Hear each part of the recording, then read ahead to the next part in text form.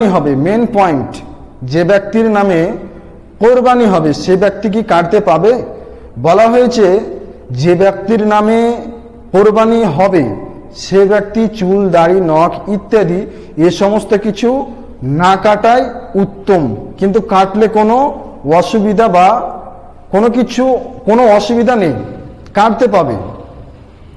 তো আমাদের যে দুটো টপিক আলোচনা করলাম, নাম্বার 1 যে কোরবানির চাঁদ উদয় হয়ে গেলে গোশত খাওয়া যাবে কিনা, নাম্বার 2 যে কোরবানির চাঁদ উদয় হয়ে গেলে চুল, দাড়ি, নখ ইত্যাদি কাটতে পাবে কিনা। তো ওভারঅল যেটা বলা হয়, মানে সমস্ত টপিকের একটা যে সংক্ষিপ্ত আলোচনা, সেটা হলো এই যে কোরবানির চাঁদ উদয় হয়ে গেলে গোশত খেতে পাবে, এতে কোনো ইসলামে দ্বিধা নাই, অসুবিধা নেই।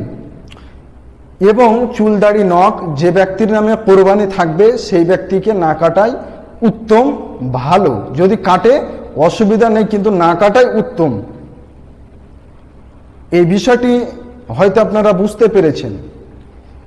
আর আপনাদের কাছে একটি আমার আবেদন যে আমি আপনার নিত্য নতুন ইসলামিক ভিডিও এই চ্যানেলে আপলোড করতে থাকবো, এবং আমার একটি ফেসবুক পেজ আছে ইসলামিক রিসার্চ সেন্টার।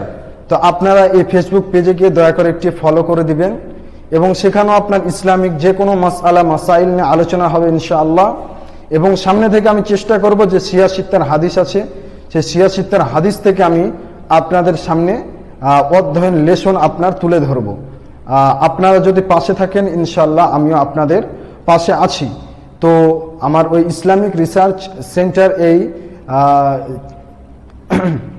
পেজটিকে ফলো করে আসবেন, এবং রিয়েল লাইফ ইসলাম এই নামে আমার ইউটিউব চ্যানেল আছে, রিয়েল লাইফ ইসলাম ওয়াইটি এই নামে আমার ইউটিউব চ্যানেল আছে, এই চ্যানেলটিকে আপনারা সাবস্ক্রাইব করে আসবেন।